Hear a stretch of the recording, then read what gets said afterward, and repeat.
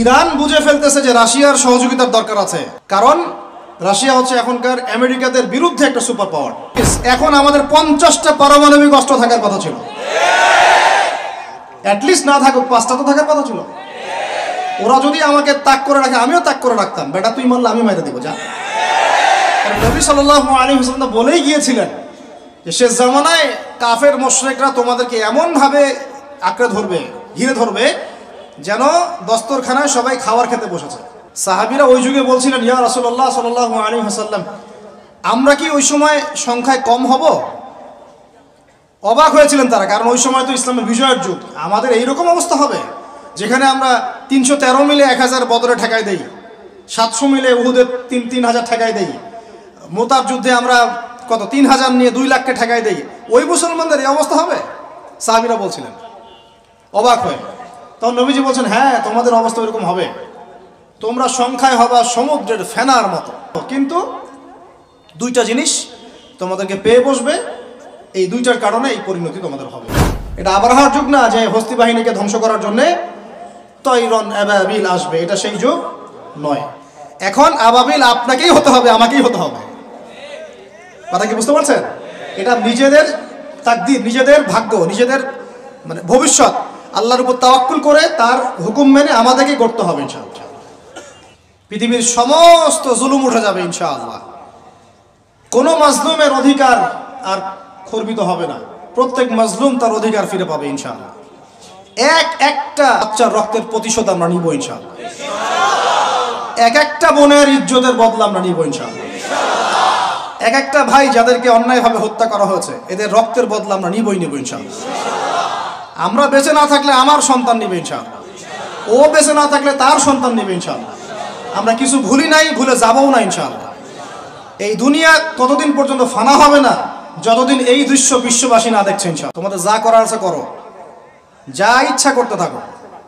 এখন বিশ্বের মুসলমানদের রক্তের হোলি খেলায় মেতেছে ওরা, যেখানে মুসলমান সেখানেই নির্যাতন, চায়নায় নির্যাতন, ওইখানে ইয়াতে কি বলবো ওটা কি সিরিয়াতে নির্যাতন, তারপর ইয়েমেনে নির্যাতন, ফিলিস্তিনে নির্যাতন, ইরাকে করে গেল, হ্যাঁ, তারপরে ওই যে লেবাননে করে, জর্ডানে করতেছে, আরব কান্ট্রিগুলোর মধ্যে, আফ্রিকার কান্ট্রিগুলো, যে কোনো জায়গাতে তাকান দেখবেন খালি মুসলমানদের উপর নির্যাতন আর নির্যাতন চলতেছে। এর জন্য শুধু ওরা দায়ী নয়, এর জন্য আমরাও দায়ী। কেন নির্যাতন আসবে না, কেন আল্লাহর গজব আসবে না? কারণ নবী সাল্লাল্লাহু আলাইহি ওয়াসাল্লাম বলেই গিয়েছিলেন যে শেষ জামানায় কাফের মুশরিকরা তোমাদেরকে এমন ভাবে আঁকড়ে ধরবে, ঘিরে ধরবে, যেন দস্তরখানায় সবাই খাবার খেতে বসেছে। মানে আমরা সবাই দস্তরখানায় খাবার খেতে বসলে যেমন করে বসি একসাথে, ওইভাবে তোমাদের উপর আগ্রাসী হবে এরা। সাহাবীরা ওই যুগে বলছিলেন, ইয়া রাসূলুল্লাহ সাল্লাল্লাহু আলাইহি ওয়াসাল্লাম, আমরা কি ওই সময় সংখ্যায় কম হব? অবাক হয়েছিলেন তারা, কারণ ওই সময় তো ইসলামের বিজয়ের যুগ। আমাদের এইরকম অবস্থা হবে যেখানে আমরা 313 মিলে 1000 বদরে ঠেকাই দেই, 700 মিলে উহুদে 3000 ঠেকাই দেই, মোতার যুদ্ধে আমরা কত 3000 নিয়ে 2 লাখকে ঠেকাই দেই। ওই মুসলমানদের এই অবস্থা হবে? সাহাবীরা বলছিলেন অবাক হয়ে। তখন নবীজি বলছেন, হ্যাঁ তোমাদের অবস্থা এরকম হবে, তোমরা সংখ্যায় হবা সমুদ্রের ফেনার মতো। সমুদ্রের, দেখতে পারতেছেন এখন খালি নাম কাও আসতে মুসলিম বাড়তেই আছে, সমুদ্রের ফেনার মতো, কিন্তু 2টা জিনিস তোমাদেরকে পেয়ে বসবে, এই 2টার কারণে এই পরিণতি তোমাদের হবে। এক নম্বর হচ্ছে তোমাদের মধ্যে দুনিয়ার মহব্বত তোমাদেরকে পেয়ে বসবে, আর একটা আল ওয়াহান তোমাদেরকে ধরে ফেলবে। সাহাবীরা বলছে ওয়াহান কি? নবীজি বলছেন তোমরা আল্লাহর পথে জীবন দিতে চাইবে না, এই ভয়, আল্লাহর পথে জীবন দেওয়ার ভয় তোমাদেরকে পেয়ে বসবে। এই 2টা যখন তোমাদেরকে পেয়ে বসবে, তখন এই কাফের মুশরিক মুনাফিক যারা যারা আছে সবাই মিলে তোমাদেরকে একটা কচু কাটা করে ফেলবে। হয় না এখন এটা? শুধু এই যুগে না, প্রত্যেক যুগে যুগেই যখনই মুসলমানদের উপর এই 2টা এসেছে তখনই মুসলমানরা আক্রমণের শিকার হয়েছে। কখনো তাতারিদের হাতে, হ্যাঁ, ওই যে চেঙ্গিস খানের বংশধর মনে আছে, মঙ্গলরা, ওরা এসে মুসলমানদেরকে একদম কেটে ফেলে দিয়েছিল। কতদিন, 40 দিনের মধ্যে বাগদাদে ওরা মনে হয় প্রায় 10 থেকে 15 লক্ষ মানুষকে হত্যা করেছে, ওই তাতারিরা মুসলমানদেরকে, আব্বাসীয়দের সময়। এরকম হিস্ট্রি অনেক আছে। তারপরে যখন এই ফাতেমি সাম্রাজ্য চলছিল, তখন ক্রুসেডাররা এসে মুসলমানদেরকে হত্যা করেছে। তারপরে আবার করেছে জেঙ্গিদের সময়, আইয়ুবীদের সময়, এমনকি মোগল সাম্রাজ্য। এর আগেও যখন দুনিয়া প্রীতি আর ওয়াহান ঢুকে গিয়েছিল তখন দেখা গেছে যে মুসলমানদের মধ্যেই মারামারি চলতেছে। হ্যাঁ, ওখান থেকে গিয়ে কর্ডোবা ইসলামী খেলাফত হয়েছে। এগুলি হিস্ট্রি পড়বেন, ইতিহাস নিয়ে ইনশাল্লাহ আরেকদিন কথা হবে।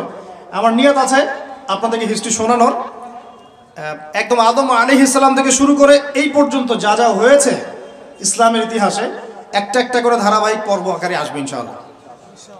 এতে করে খুব অল্প সময়, হয়তো 10 মিনিটের মাদ্রাসা এমন হতে পারে, 10 থেকে 15 মিনিটের মাদ্রাসা, এর মধ্যেই একটা একটা করে পর্বে একটা একটা করে হিস্ট্রি আসবে ইনশাআল্লাহ। যদিও খুব টাফ এই কাজটা করা এবং এটার জন্য অনেক ইনভেস্টমেন্টের দরকার, আল্লাহ পাক যেন সহজ করে দেন।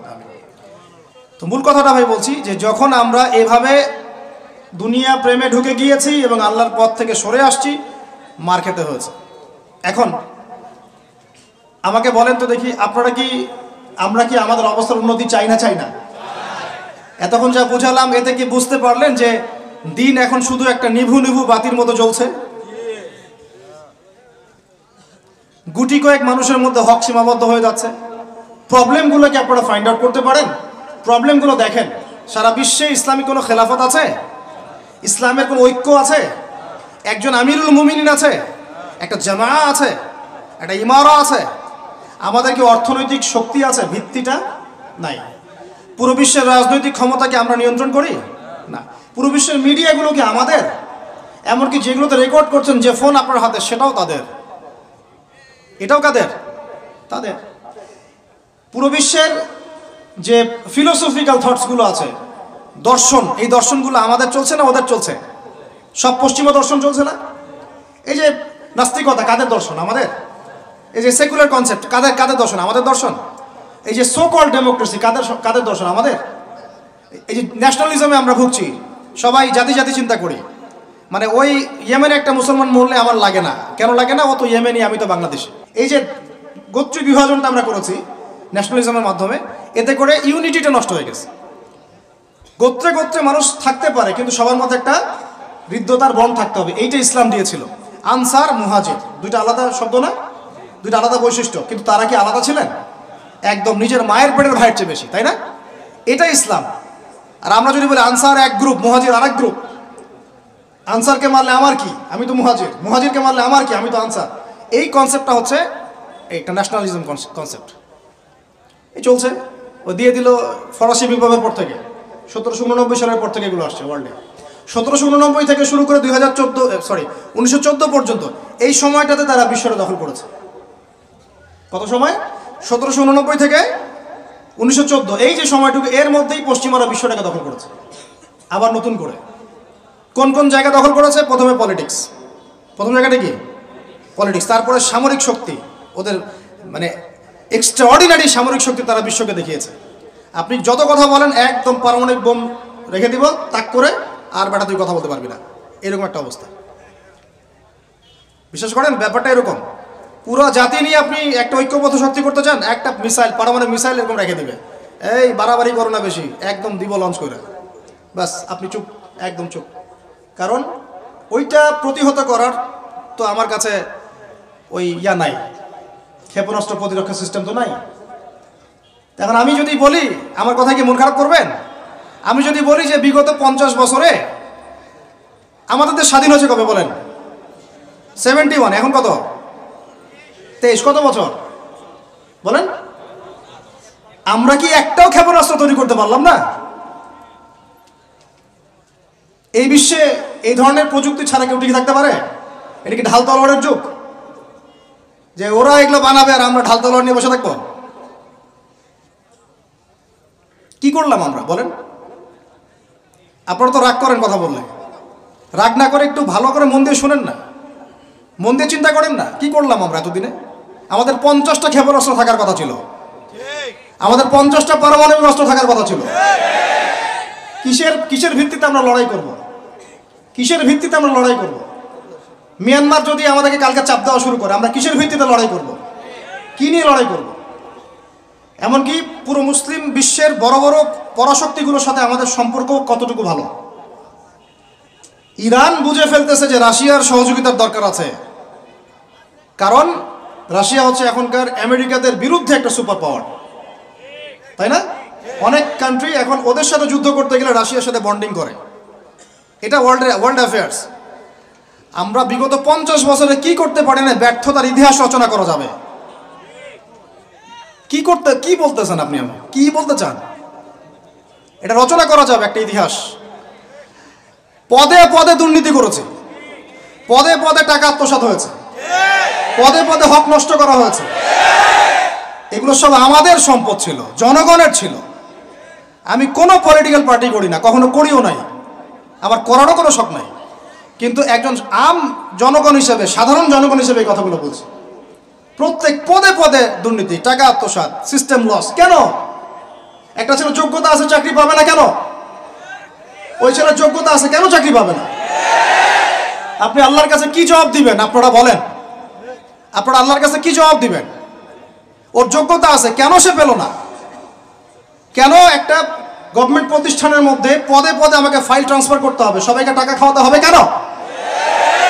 আমার তো যোগ্যতা আছে, আমি তো হকের উপর আছি। বিসিএস তো কোচিং আমিও করেছি, আমিও তো ক্যাডার হতে পারতাম। আমি কেন হতে পারলাম না? কেন চান্স দিলেন না? কেন বড় বড় পরীক্ষার প্রশ্ন ফাঁস হয়ে যাবে? কেন একজন ডক্টর যাকে আমরা আমাদের ট্যাক্সের টাকা দিয়ে আমাদের ভাইরা বেতন দিচ্ছে, ও কেন দেরি করে হসপিটালে আসবে? কেন আসবে?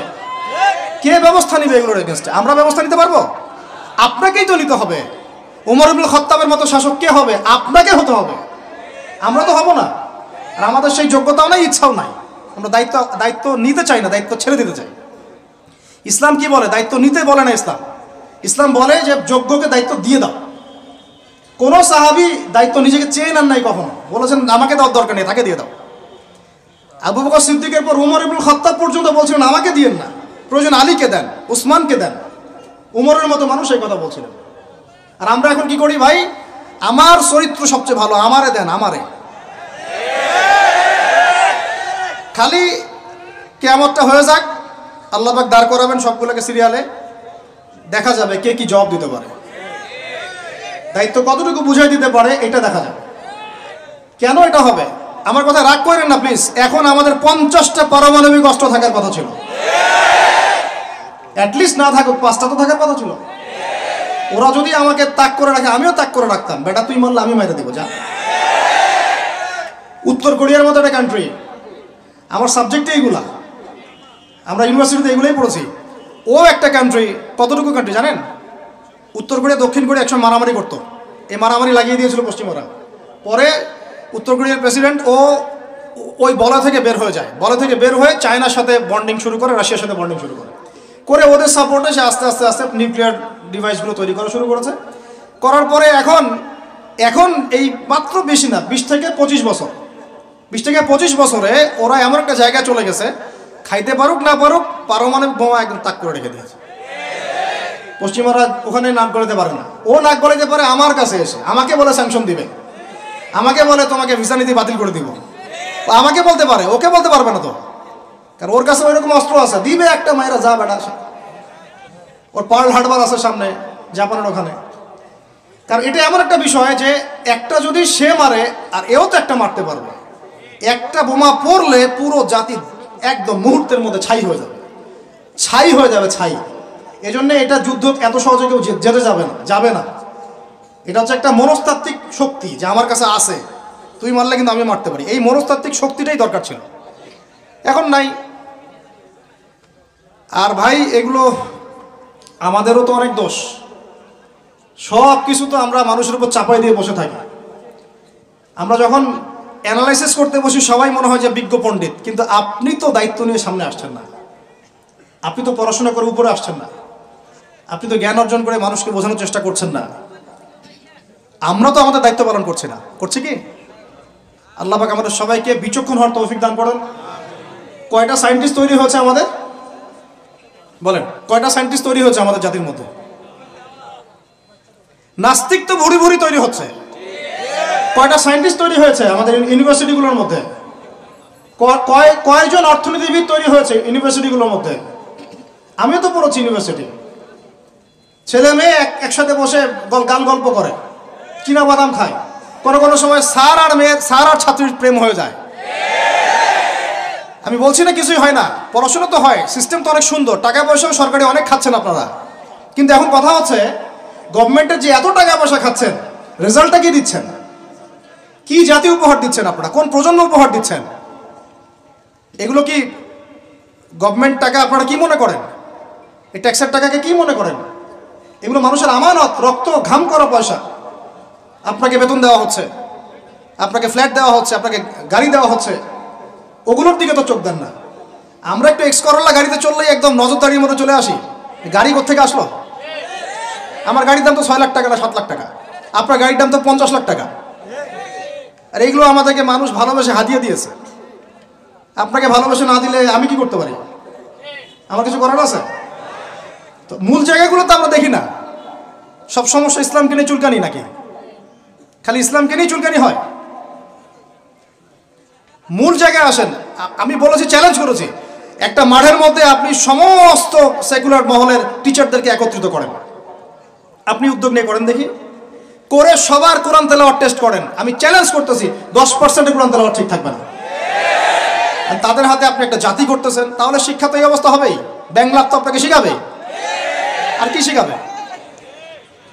ইসলাম এবং জেনারেল শিক্ষা, ইসলামী শিক্ষা, এইটাকে সমন্বয় করাটা এখন সময়ের দাবি হয়ে গেছে। এই দুটোকে সমন্বয় না করতে পারলে আল্লাহর কসম এই জাতিকে বাঁচাতে পারবেন না আপনি। এখন টিকটক দেখতেছেন, সামনে কোন টক আসবে আল্লাহ ভালো জানে, আল্লাহ ভালো জানে। এখানে আপনার ঘরেও তো দেখবেন যে একটা অপদার্থ পয়দা হয়ে গেল। কত এরকম ছেলে তার বাবা মাকে বৃদ্ধাশ্রমে পাঠিয়ে দিল, সন্তানের হাতে মা খুন হলো। এই তো কয়েকদিন আগে এক পুলিশ অফিসার খুন হয়েছিল এক সন্তানের হাতে, মনে নাই আপনাদের এগুলা? তাহলে আমরাই তো আমাদের ঘরে সাপ তৈরি করতেছি। ভাববেন না যে এগুলোর ফলে শুধু সমাজে একটা প্রভাব বিস্তার হবে, আমার ঘরে কিছু হবে না, কখনো নয়। আমিও এফেক্টেড হব, আমার ঘরেও আসবে। এখন আল্লাহ রাব্বুল আলামিনের কাছে খালি দোয়া করতে পারি আমরা, আল্লাহ পাক যেন আমাদেরকে এমন যোগ্য ব্যক্তি উপহার দেন আল্লাহর পক্ষ থেকে। যেই হোক সে, X Y Z, whoever he is. আমরা কোনো দলের মানুষ না, কোনো পলিটিক্যাল পারসন না। এক্স ওয়াই জেড যে হোক না কেন, আমরা চাই সৎ, যোগ্য, ইমানদার মানুষ। সৎ, যোগ্য, ইমানদার মানুষ যারা তাদের এই ক্ষমতাটাকে, এই প্রতিভাটাকে দিনের জন্য কাজে লাগাবে ইনশাআল্লাহ। এরকম মানুষ চান না আপনারা? এটা দোয়া করতে হয়, আল্লাহ যেন কবুল করে না, আমিন। আর আমাদেরকেও হতে হবে আনুগত্যশীল, এবং আমরা শান্তিপূর্ণ কোনো পরিবেশের মধ্যে বিদ্রোহ করতে যাব না। কারণ এগুলো করলে রাষ্ট্রের আরও ক্ষতি হয়, উপকারের চেয়ে কি হয়?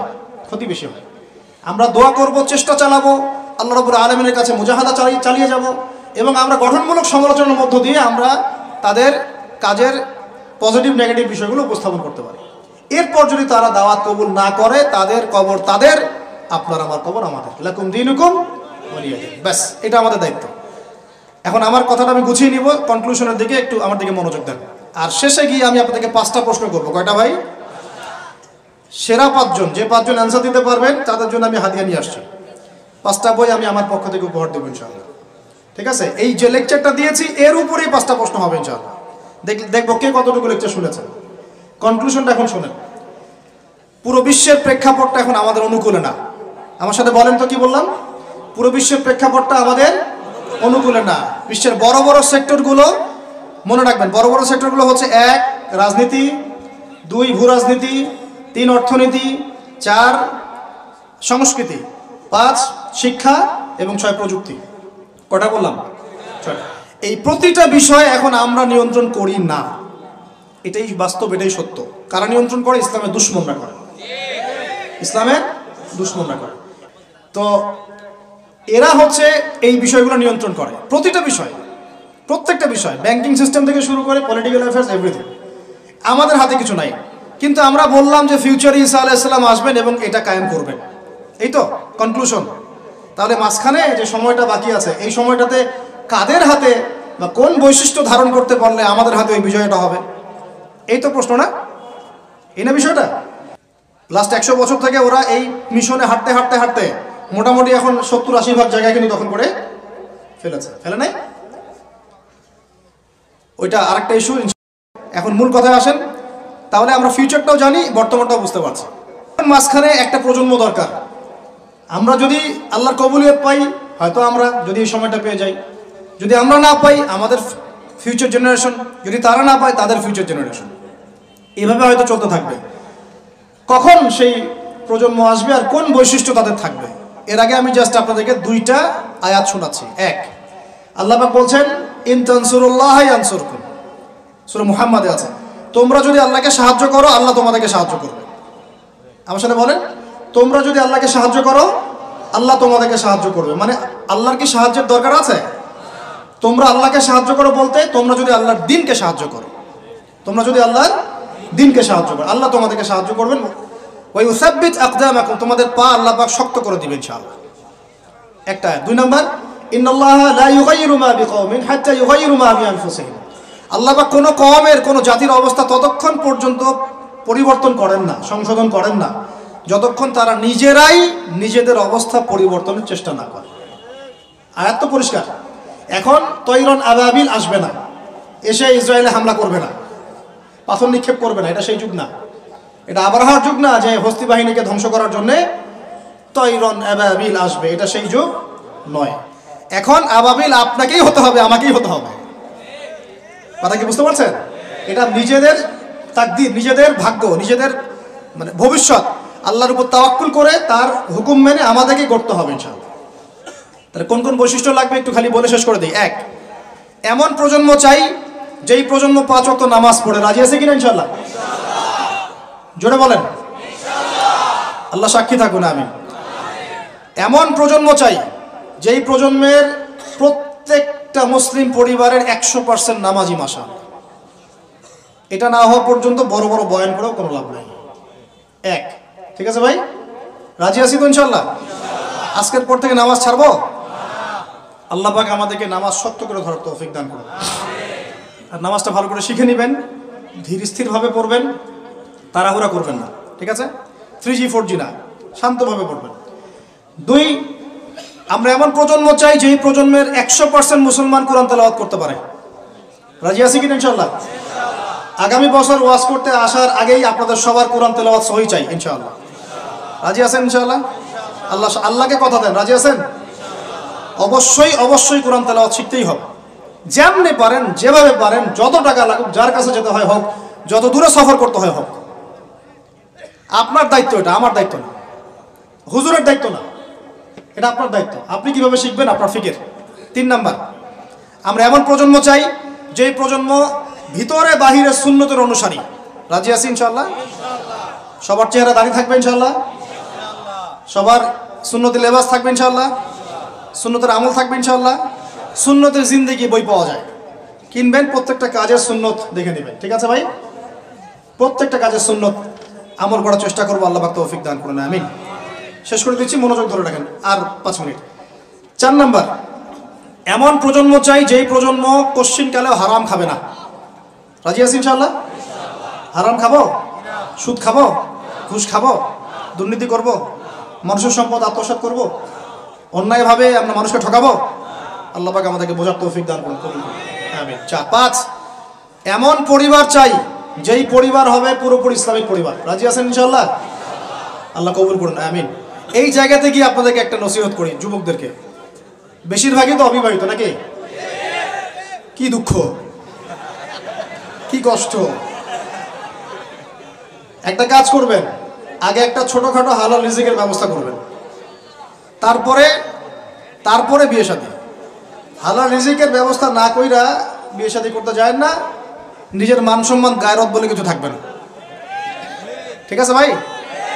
আরো যে বলছি, ভুলেও বেদিন কোনো মেয়েকে বিয়ে করতে যায় না।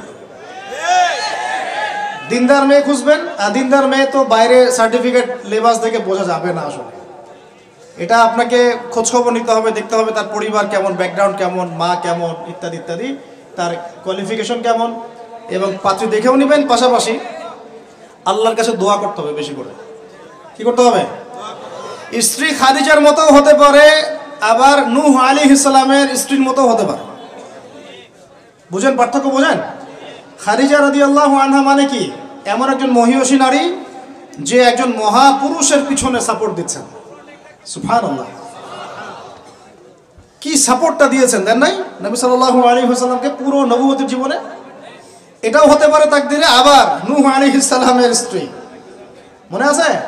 লূত আলাইহিস সালামের স্ত্রী, তারা দুজন নবী, তারা দুজন জান্নাতি, তাদের স্ত্রীরা হবে জাহান্নামী। বলে নাউজুবিল্লাহ। তো এই জন্য তাকদির কার হাতে? বাস আল্লাহর কাছেই বারবার ইস্তেখারা করে করে করে চেয়ে নিতে হবে, আল্লাহ আমাকে এমন একজন নেককার স্ত্রী দান করুন যিনি আমাকে আপনার পথে চলতে সাপোর্টিং হ্যান্ড হবে, আমাকে পিছন থেকে বুস্ট আপ করবে ইনশাআল্লাহ। আচ্ছা, ইনশাআল্লাহ ফ্যামিলি নিয়ে বিয়ে শাদী নিয়ে আরেকদিন ওয়াজ হবে ইনশাআল্লাহ। 5 কয়টা বলছি ভাই? 5টা না 6টা? 5টা। 6 নাম্বার, যে বাচ্চা কাচ্চা আছে আমাদের ভাই বোন, ছোট ছোট ছোট বাচ্চা কাচ্চা যেগুলো, এক একজনকে এক একজন মর্দে মুজাহিদ হিসেবে তৈরি করবে। জি ইনশাআল্লাহ। তাহলে ওদেরকে আমরা পড়াশোনা করাবো কি কি পড়াশোনা করাবো? হ্যাঁ, কি পড়াবেন? হামটি ডামটি নাকি Jack and Jill went up the hill, twinkle twinkle, কি পড়াবেন? আর কচি মাথাটাকে তো সময় নষ্ট করে ফেলতেছেন। বাচ্চা কাচ্চাদেরকে ইসলামিক মূল্যবোধ দিয়ে বড় করেন। প্লিজ ভাই বসেন একটু, এগুলো করেন না, শেষ করতে দেন, পরিবেশটা বজায় রাখেন। আর 4টা পয়েন্ট, কয়টা বলছি? 6টা বলছি না? 7 নাম্বার হচ্ছে আল্লাহ পাক আমাদেরকে প্রতিভা দিয়েছেন না সবাইকে? কেউ লিখতে পারে, কেউ বলতে পারে, কেউ ব্যবসা ভালো বোঝে, কেউ ইন্টারনেট সেকশন ভালো বোঝে, এরকম আছে না? আল্লাহ পাক আপনাকে যা দিয়েছেন ওইটাকেই দিনের জন্য কাজে লাগাবেন। রাজি আছেন? 8 নাম্বার, আমাদের প্রত্যেক পরিবারের মা বোনদেরকে খাস পর্দা রাখতে হবে। নাস্তিকরা কি বলে বলুক, সেগুলোরা কি বলে বলুক, ইউনিভার্সিটি টিচার কি বলে বলুক, নেকাব খুলতে বাধ্য করে কি করে করুক, আপনি আপনার পরিবারকে পর্দা রাখবেন। যদি ওদিকে দেখেন যে কোনোভাবেই কাজ হচ্ছে না, ওই জগৎ ছেড়ে দিয়ে বাসায় চলে আসেন, দরকার নেই পড়াশোনা। আমি আমার মেয়েকে মাদ্রাসায় পড়াবো, দরকার নেই আমার ওই পড়াশোনা, ঠিক আছে? প্রয়োজনে নিজে প্রতিষ্ঠান করে আপনার সন্তানকে পড়াবেন। আপনার সামর্থ্য আছে, নিজেও প্রতিষ্ঠান করেন, করে সন্তানকে পড়াশোনা করেন ইনশাআল্লাহ। আগে কি প্রতিষ্ঠান ছিল নাকি? যে যুগটা সোনালী যুগ, ওই যুগে কোনো শিক্ষা প্রতিষ্ঠানই ছিল না। মানুষ ওস্তাদের কাছে ম্যান টু ম্যান পড়তো। একজনের কাছে কোরআন, একজনের কাছে হাদিস, একজনের কাছে উসুল, একজনের কাছে আরবি, এভাবে পড়তো মানুষ। ওরা মানুষ হয় নাই? তো এখন পরিবেশ গড়ে তোলার ফিকির করব, যদি না পারি আমার সন্তানকে আমি ইসলামিক লাইনে পড়াবো ইনশাআল্লাহ। সামর্থ্য থাকলে নতুন নতুন প্রতিষ্ঠান গড়ে তুলবো ইনশাআল্লাহ। এই ওয়াজ করে আমার কোনো লাভ নাই। তৌফিক দান করুন। সাহাবীদের যুগে, যেই যুগে মুসলমানরা বিশ্বকে শাসন করেছিল, ওই যুগে একটা ঘর ছিল না যেই ঘরে এমন একজন মানুষ ছিল যে কোরআন তেলাওয়াত করতে পারতো না। একটা বাড়ি দেখাতে পারবেন না যে বাড়ির মধ্যে এমন কোনো মানুষ আছে যে কোরআন তেলাওয়াত করতে পারে না। পারবেন? সাহাবীদের যুগে একজন সাহাবী দেখাতে পারবেন যে কোরআন তেলাওয়াত করতে পারতেন না? সাহাবীদের যুগে আপনি এমন একটা ঘর দেখাতে পারবেন যেখানে হাফেজে কোরআন নাই? সাহাবীদের যুগে আপনি দেখান, আমাকে দেখান, একটা বাড়ি দেখান যেখানে দ্বীনি ইলমের গভীরতা নাই এমন মানুষ আছে? পাবেন? ওই যুগে আমরা বিশ্বকে শাসন করেছিলাম। আর এখন ওই যে বললাম, যদি বলি কোরআনের জন্য কে কে জীবন দিতে চান, সবাই হাত উঠাবে। এমনকি যদি অতি উৎসাহে কাউকে বলা হয় রাস্তায় নামতে হবে, দেখবেন রাস্তায় নেমে যাবে। বুঝুক আর নাই বুঝুক, কিসের জন্য নামছে সে জানে না, অত কিছু বুঝে না, আবেগ। ওয়াল্লাহি আল্লাহর কসম করে বলছি, আবেগ দিয়ে এই বাংলার জমিনে দিন কায়েম হবে না। যদি হতো তাহলে 100 বছর আগেই হতো, যদি হতো তাহলে অনেক আগেই হতো। এখনো হয়নি কেন? আর হয়নি যে এটা কি আপনারা বুঝেন? আমি এখানে কি করছি? দিনের দাওয়াত দিচ্ছি। কি করছি ভাই? দাওয়াত তো ঠিক বলা যাবে না, এটা হচ্ছে ইসলাহি কথা, ইসলাহি মজলিস। দাওয়াত মানুষ দেয় অমুসলিমদেরকে ইসলামের দাওয়াত দেওয়া হয়। আপনারা সবাই মুসলিম, আপনাদেরকে দাওয়াত দেওয়ার কিছু আছে? কালিমা লা ইলাহা ইল্লাল্লাহ আপনারা তো সবাই বুঝেন, হয়তো বুঝেও শিরক করতে পারেন, এটা আলাদা বিষয়। অনেকে কালিমা পড়ে ঠিকই কিন্তু শিরক করে, আকীদার মধ্যে শিরক থাকে, আমলে শিরক থাকে, কথায় শিরক থাকে। কিন্তু বেসিক্যালি আমরা তো সবাই মুসলিম পরিবার থেকে আসি নাই? মাশাআল্লাহ। তো আপনাদেরকে আমি ইসলাহের জন্য কথা বলতে পারি, ইসলাহি কথা। মূল কথা হচ্ছে আমি আপনাদেরকে ইসলাহ সংশোধনের কথা বলছি। আমি এখানে দিন কায়েম করতে পারবো না, সেই অথরিটি, সেই সভরেন্টি আমার কাছে নাই। কি নাই? সেই অথরিটি, সভরেন্টি আমার কাছে নাই। এই এলাকায় যদি কেউ মদ পান করে, আপনি কি তাকে 40টা বেত্রাঘাত করতে পারবেন? আপনি কেন, যিনি এখানকার দায়িত্বশীল তিনিও পারবেন না। পারবেন? খোলামেলা কথা বলেন, পারবে? একজন যদি চুরি করে, ওই যে মসজিদে শীতকালে চোর বেড়ে যায় না, এখন চুরি তো বেড়ে গেছে, আপনারা বুঝেন না? চুরি বেড়েছে, সমাজেও চুরি বেড়েছে অর্থনীতিতে, চুরি বেড়েছে দায়িত্বে। মানুষ দায়িত্বে চুরি করে, অর্থনীতির মধ্যে চুরি করে, মানুষ আমানতের খেয়ানত করে। এটাই তো এই যুগ। প্রত্যেকটা জায়গায় খেয়ানত, প্রতিটা জায়গাতে খেয়ানত। কোত্থেকে শুরু করব? মনে করেন আমি গিয়েছি বাজারে, আপনি গিয়েছেন বাজারে, ওই যে বাজারে পণ্য কিনছেন, সবজি মাছ মাংস, ওর মধ্যেও চুরি আছে। ওখানে পেস্টিসাইড মিশিয়েছে, প্রতারণা। মাপে কম দিচ্ছে, প্রতারণা। ফের দিয়ে দিচ্ছে, চুরি। এগুলো কি বলেন? সোজা কথা, এগুলো কি? চুরি, প্রতারণা।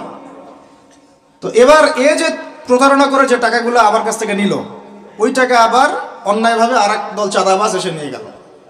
জালেমের উপর জুলুম, জালেমের উপর জুলুম। ওই চাঁদাবাজরে আবার রাস্তায় আটকাইলো আরো বড় জালেম। তাদের আবার কিছু পোশাকও আছে, ঠিক আছে, ইউনিফর্ম। তো সে আবার ওখান থেকে, তার কাছ থেকে আবার সে খেলো। সে খেলো, সেও পার পেল না, তার বড়জন যে, সে আবার ওর কাছ থেকে খেলো। এই করতে করতে করতে করতে টপ টু বটম সবই চোর। টপ টু বটম সব কি? এখন চুরির শাস্তি কি? কোরআনে আল্লাহ পাক বলছেন সূরা মাঈদার মধ্যে, ওলামায়ে কেরাম আছেন, আপনারা পড়ে জেনে নেবেন। এই ওয়াজ মাহফিলে সব কিন্তু টু দ্য পয়েন্ট আপনার বলা যাবে না, আয়াতগুলা সময় পাওয়া যায় না। এটা হচ্ছে একটা আপনাকে বুস্ট আপ করতে পারি, ধরিয়ে দিতে পারি খালি। চোর ছেলে হোক আর মেয়ে হোক, হাতটা কবজি পর্যন্ত কেটে ফেলবে। কি পর্যন্ত? এটা আমি জাস্ট আপনাকে বলতে পারবো। এখন কোরআনে আছে, হাদিসে আছে, আমি খেলে আপনাকে বলতে পারবো, আপনি শুনলেন, এতটুকুই। কিন্তু আপনাকে সর্বোচ্চ ক্ষমতা দিলে আপনি এটা করতে পারবেন না। এখন এটা সামনে আসবে, এটা আমরা জানি। এখনকার সময়টা কঠিন, এটাও আমরা জানি। মাঝখানে একটা প্রজন্ম তৈরি হবে ইনশাআল্লাহ, এটাও আমরা জানি।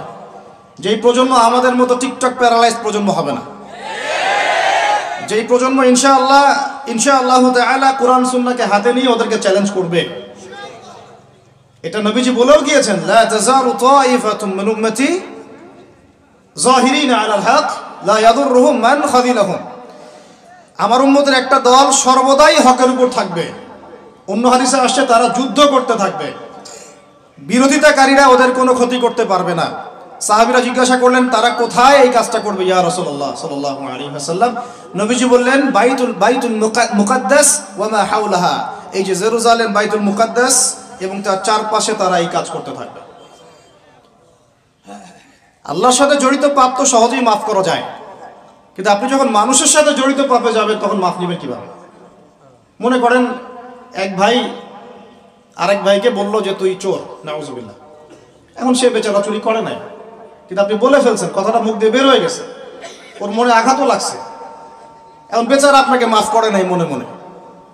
কাল কিয়ামতে ওর হক না দিয়ে আপনি পুলসিরাত পার হতে পারবেন না। আল্লাহু আকবার। আল্লাহ পাকের ইনসাফ এবং বিচার এত সূক্ষ্ম হবে। কত সূক্ষ্ম আপনাকে আমি একটা হাদিস থেকে খালি বলি, 1 মিনিট। একটা শিংওয়ালা ছাগল, ছাগলের শিং আছে।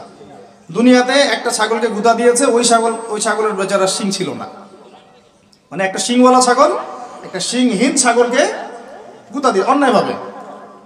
আল্লাহ পাক কিয়ামতের দিন ওই শিংহীন ছাগলকে শিং দিয়ে বলবেন, তো গুদা দিয়ে প্রতিশোধ নিয়ে নাও, বদলা নিয়ে নাও। তাহলে বলেন তো, আমরা আসলে জান্নাতের পথে হাঁটতেছি সত্যি সত্যি কি? নামাজ রোজা হজ যাকাত তো চলছে, ঠিক আছে, বুঝলাম। তো মানুষের সাথে জড়িত হক কিভাবে মিটাবেন কিভাবে?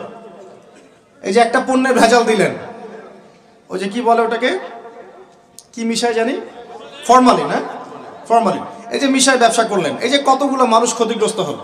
ধরেন যে লাখ লাখ মানুষ খেয়েছে, বেচারার পেটে সমস্যা হয়ে গেল। আর আপনি কিভাবে পার পাবেন কিয়ামতের মাঠে? আমাকে বুঝান। মাপে আপনি কম দিলেন, ঠকালেন বেচারাকে, ওর হক ছিল, পার পাবেন কিভাবে?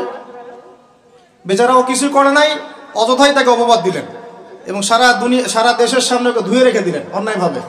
এখন আপনি পার পাবেন কিভাবে? এই জিনিসগুলো আমরা ভাবি না। আমরা মনে করি নামাজ পড়েছি বা সব পার।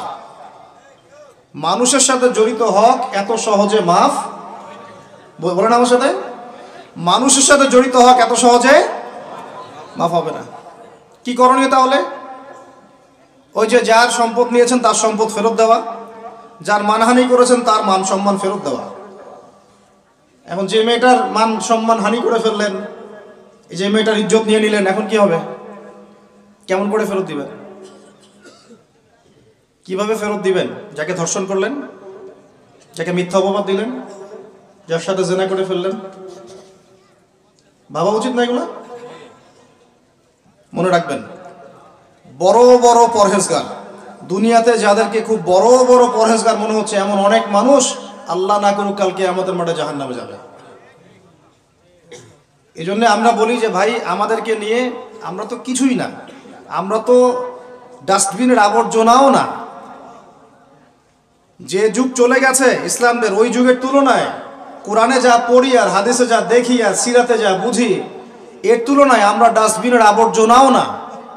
তাদেরকে নিয়ে আপনারা এত আইওয়াশ শোডাউন কেন করতে যান? কি মনে করেন সবচাইতে গুনাহগার মানুষ হয়তো এখানে আমি আপনাদের মধ্যে?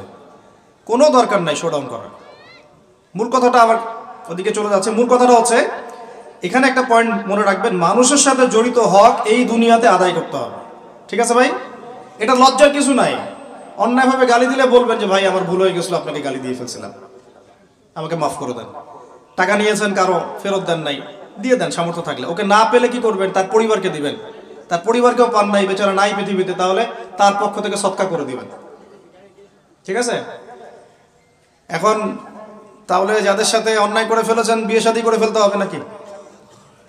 এছাড়া তো কোনো গতি দেখতেছি না। সম্মানের হক সম্মান দিয়ে আদায় করতে হবে নাকি? যদি সুযোগ থাকে, সুযোগ না থাকলে ওদিকে যাওয়ার দরকার নাই, না হলে শয়তান আবার ওদিকে ধোকা দিবে। শয়তান আরেকটা ধোকা দিবে নেক্সট সুরতে, ওদিকে যাওয়ার দরকার নেই। তওবা ইস্তেগফার করে ফিরে আসেন, আল্লাহ পাক তৌফিক দান করুন। আর যারা ব্যবসা করতে গিয়ে মানুষকে মাপে কম দিচ্ছেন, মানুষকে হারাম খাওয়াচ্ছেন, বলছেন টাটকা জিনিস কালকে রান্না করছে হুজুর, 3 দিন আগের বাসি তরকারি খাওয়াই দিল। একটা কি খাবেন এটা নিয়ে কথা বলতে গেলে তো আরো 2 ঘন্টা চলে যাবে। খাবেন কি? সবকিছুর মধ্যে ভেজাল দিয়ে রেখে দিচ্ছে। একটা সবজি খাবেন তার মধ্যে ভেজাল দিচ্ছে, মাছ খাবেন তার মধ্যে ভেজাল দিচ্ছে, একটা কুরবানির গরু কিনবেন তার মধ্যে গরু মোটা তাজাকরণ করে মোটা ফুলাই দিচ্ছে। খাবেন কি? দুধ খাবেন? মুসলমানের দোকানে খাঁটি দুধ পাওয়া যায় না, হিন্দুর দোকানে যাওয়া লাগতেছে। এই হচ্ছে অবস্থা আমাদের। দিন কায়েমের কথা আমরা যে বলি না, আমাদের তো নিজের ভিতরেই দিন কায়েম হয় না এখন। আমাদের নিজের আত্মার ভিতরে এখনো দিন কায়েম হয় নাই। সত্যি কথা এটাই। যাদের মধ্যে হয়েছে কোটি কয়েক মানুষ, তাদের সংখ্যা নিতান্তই নগণ্য, নিতান্তই কম। আল্লাহওয়ালা মানুষ যারা বাংলার মাটিতে আনাচে কানাচে আছেন, তাদের সংখ্যা নিতান্তই কম। ম্যাক্সিমাম আমরা নিজের 3.5 হাত দেহের উপরেই দিন কায়েম করতে পারি। আল্লাহ পাক আমাদেরকে কথাগুলো বোঝার তৌফিক দান করুন। এখন যেখান থেকে আসলাম দেখেন, ওরা ঈসা আলাইহিস সালামকে হত্যা করেছে না করে নাই?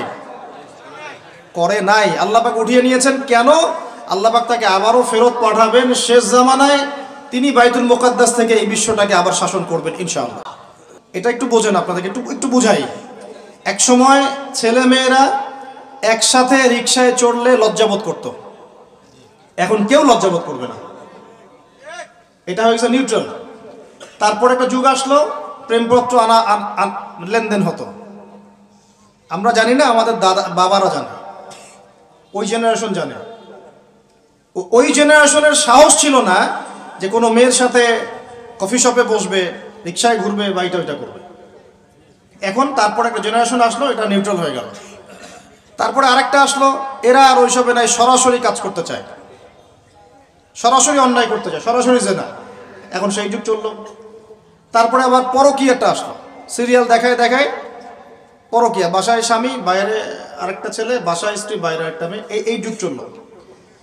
তারপরে শুরু হলো কি? সমকামিতা। ছেলে ছেলে জেনা করা শুরু করলো, নাউজুবিল্লাহ। এখন ওটা চলতেছে আর কি, এখনকার সমাজ ওইদিকে যাচ্ছে। আর যে কি আসবে আল্লাহ ভালো জানেন।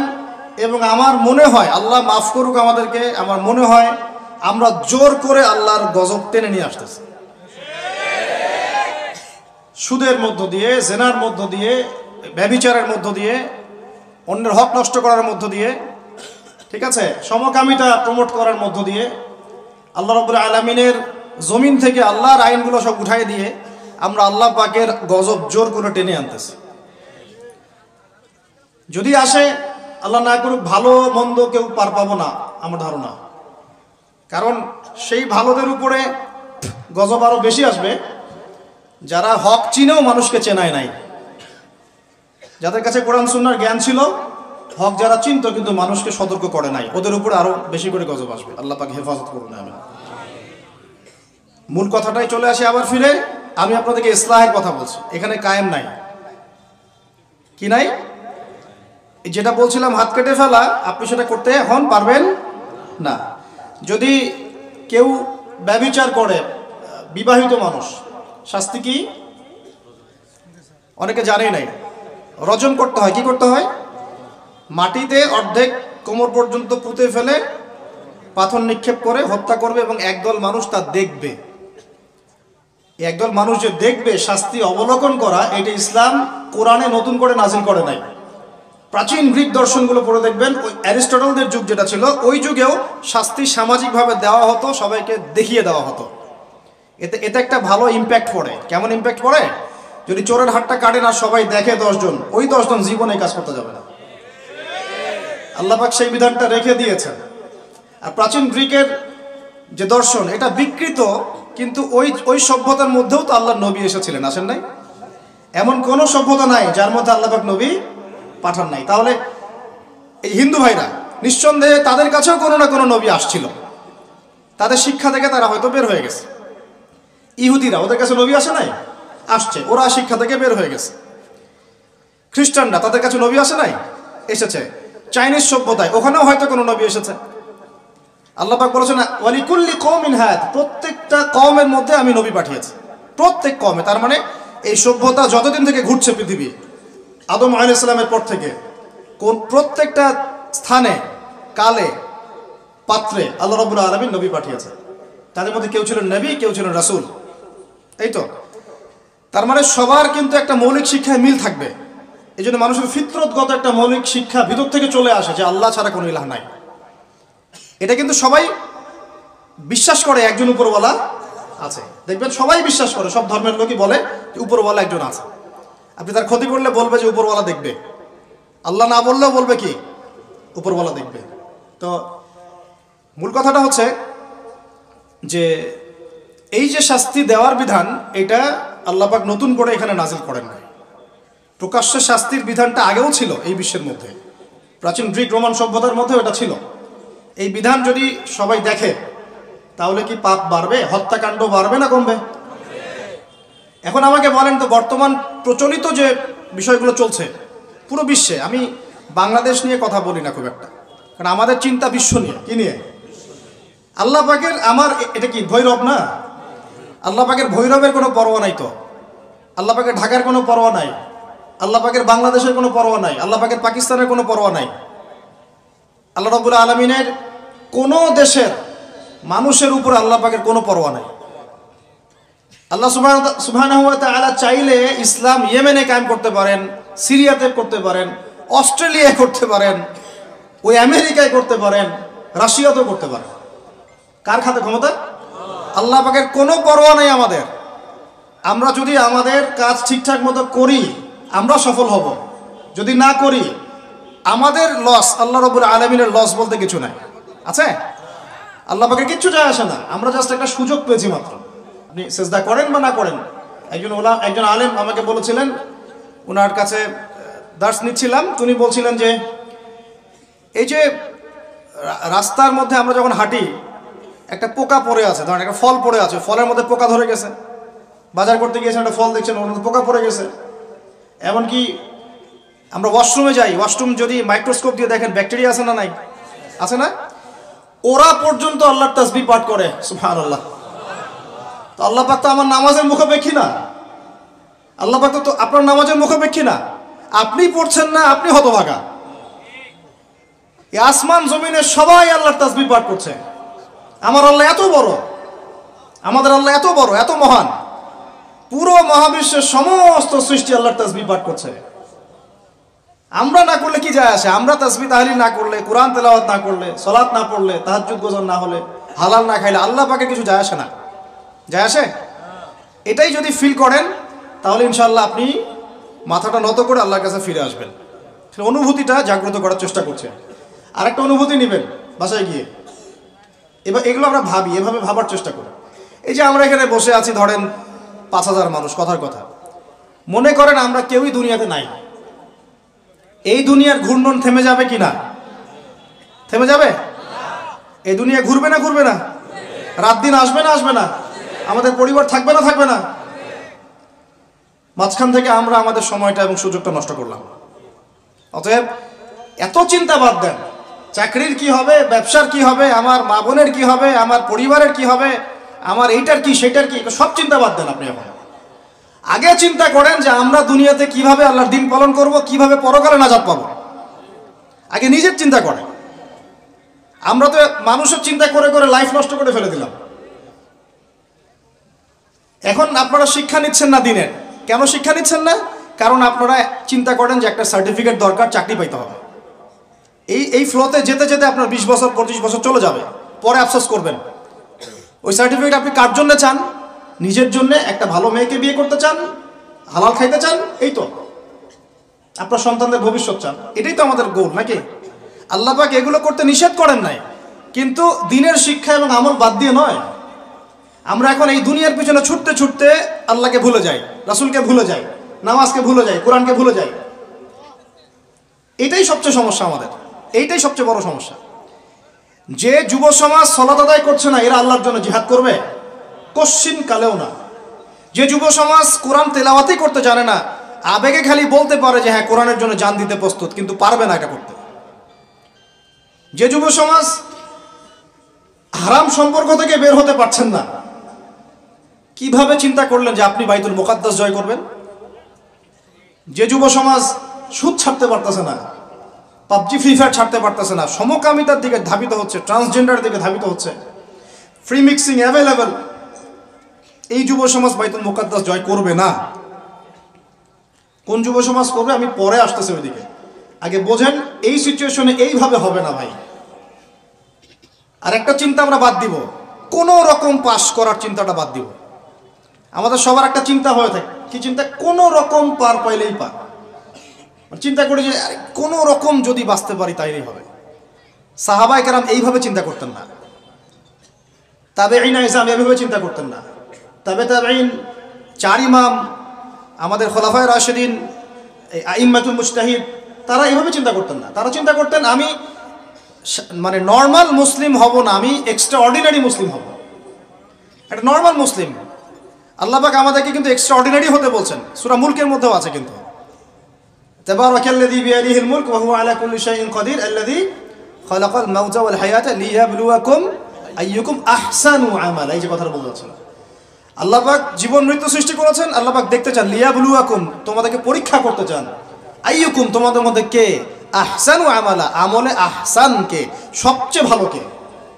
আল্লাহ পাক দেখতে চান না যে গরু খাওয়া মুসলিমকে, কে জুমায় জুমায় নামাজ পড়তে যায়, ঠিক আছে, কে খালি ঈদের নামাজ পড়তে যায়, কে খালি নামাজ পড়ে আবার সুদও খায়, যে এবার যাকাতও দেয়, এদিকে দুর্নীতিও করে, ওমরা হজ করে আবার এদিকে মানুষের হক নষ্ট করে। এইটা আল্লাহ দেখতে চান না। আল্লাহ পাক দেখতে চান আমলের শ্রেষ্ঠকে, মানে ক্লাসে ফার্স্ট কে হয়। এই উম্মতের দায়িত্ব বাংলার জমিনে 8-10 জন 20 জন আলেম, 10 জন দায়ী, 10 জন মাদ্রাসা শিক্ষক, তাদের উপরে নয়। দিনের যদি দিনকে মহব্বত করেন, ভালোবাসেন, দিনের বিজয় চান, প্রত্যেকের দায়িত্ব আছে, প্রত্যেকের দায়িত্ব আছে। আপনারও তো দায়িত্ব আছে। আপনাকে আল্লাহ মাল সম্পদ দিয়েছেন, ওইটা দিয়ে আপনি দিনের জন্য কি করলেন আল্লাহ দেখতে চান। আল্লাহ পাক আপনাকে জ্ঞান দিলেন, প্রজ্ঞা দিলেন, আপনি ওইটা দিয়ে দিনের জন্য কি করলেন আল্লাহ পাক দেখবেন তো। আল্লাহ পাক আপনাকে লেখার ক্ষমতা দিয়েছেন, কতটুকু লিখলেন আল্লাহ পাক দেখবেন। আল্লাহ পাক বলার ক্ষমতা দিয়েছেন আপনাকে, আপনি ভালো বলতে পারেন, কতটুকু হক বললেন আল্লাহ পাক দেখবেন। আল্লাহ পাক আপনাকে সামাজিক, অর্থনৈতিক, রাজনৈতিক ক্ষমতা দিলেন, আল্লাহ দেখতে চান আপনি এটা দিয়ে দিনের জন্য কি করেন। অন্যথায় আল্লাহ পাক এটা কেড়ে নিতে সময় লাগবে না, এক মুহূর্তে আল্লাহ পাক কেড়ে নিতে পারেন। পৃথিবীতে নমরুদের নামও কেউ স্মরণ করে না, এখন ফেরাউনের নামও কেউ স্মরণ করে না। স্মরণ করলেও নেগেটিভলি স্মরণ করে, অভিশাপের সাথে স্মরণ করে, তাই না? প্রশংসার সাথে স্মরণ করে না। কত শত সম্প্রদায় আল্লাহ পাক বলেছেন ওয়ালাকাদ আহলাকনা ক্বাবলাহুম মিনাল কুরুন, কত সম্প্রদায় আমি ধ্বংস করে দিয়েছি তোমাদের আগে। কত সম্প্রদায় ছিল, লক্ষ লক্ষ কোটি কোটি সম্প্রদায়কে আমি ধ্বংস করে দিয়েছি তোমাদের আগে। নাই, তাদের শব্দও কি তোমরা শুনতে পাও? শব্দও শুনতে পাও না। তারা চিৎকার করছে বারজাকের জগতে আযাব থেকে বাঁচার জন্য, আমরা শুনতেও পাই না। তারা বলছে একটা কি জানি, রব্বানা আবসারনা ওয়া সামি'না ফারজি'না না'মাল সালিহান ইন্না মুকিনুন। তারাই কথা বলছে এখন, রব্বানা, হে আমাদের রব, আবসারনা, আমরা দেখেছি, মানে পরকাল আমরা দেখা হয়ে গেছে, এখন আমরা দেখেছি। কোন চোখ দিয়ে? দুই চোখ দিয়ে দেখেছি আমরা। ওয়া সামি'না, শুনলাম, মানে যা আপনি বলেছেন আমরা শুনেছি, এখন শুনেছি, দেখেছি। ফারজি'না, আমাদেরকে একটু কাইন্ডলি ফিরায় দেন দুনিয়াতে। না'মাল সালিহান, ওই যে বলছি আমল সালেহ করে আবার ফিরে আসবো। ইন্না মুকিনুন, আমাদের ইয়াকিন হয়ে গেছে। কে বলছে এরা? যত কম পৃথিবীতে ধ্বংস হয়েছে আল্লাহর আযাবে, গজবে, আল্লাহ বিরোধিতায়, তারাই কথা বলছে। তাহলে কিসের বড়াই? বড়াইয়ের অহংকারের জায়গা আছে? মানুষের অহংকার শোভা পায়? মানুষের মতো ক্ষুদ্র তুচ্ছ সৃষ্টির অহংকার শোভা পায়? 2 দিন পাতলা পায়খানা দিলে বাস শেষ মানুষ, একটা ডেঙ্গু জ্বর দিলেই শেষ। এই যে ঢাকার শহর বস্তুবাদী হয়ে যাচ্ছেন দিন দিন, পুরো পশ্চিম আদলে এক ঝাঁকুনিতে 50 লাখ মানুষ মরতে পারে, এক ঝাঁকুনিতে, খালি 5, 6, 7 মাত্রার মানুষকে আল্লাহ পাক ছোট্ট একটা ক্যান্সারের ভাইরাস দিয়ে শেষ করে ফেলতে পারেন, সামান্য একটা মহামারীর বাতাস দিয়ে লাখ লাখ মানুষকে মারতে পারেন। মানুষের অহংকার শোভা পায়? কোন মানুষ নামাজ পড়ে না চিন্তা করেছেন? যে মানুষের হৃদস্পন্দন, শ্বাস আল্লাহ নিয়ন্ত্রণ করছেন, একটু শ্বাসকষ্ট হলেই হাসপাস উড়ে যায়। বড় একজন আলেম তেলাওয়াত করছেন, কোরআন তেলাওয়াত, নামাজে আমরা পিছনে নামাজ পড়ছি, শ্বাসকষ্টের কারণে তেলাওয়াতের পুরো আয়াতটা তেলাওয়াত করতে পারেন না, থেমে থেমে তেলাওয়াত করতে হয়। তখন আমার মনের মধ্যে চিন্তা আসলো, সুবহানাল্লাহ, এত বড় আলেম, আল্লাহ পাক তাকে এভাবে শ্বাসকষ্ট দিয়ে পরীক্ষা করছেন, অথচ আল্লাহ পাক আমাকে এখান থেকে মুক্ত রাখছেন, আমি তো তার মতো তেলাওয়াতও করি না। কত মানুষ পঙ্গু হয়ে পড়ে আছে, ওই অবস্থায় আল্লাহর ইবাদত করতেছে। কত মানুষের চোখ নাই, হাফেজে কোরআন হয়ে বসে আছে, মুফতি হয়ে বসে আছে না?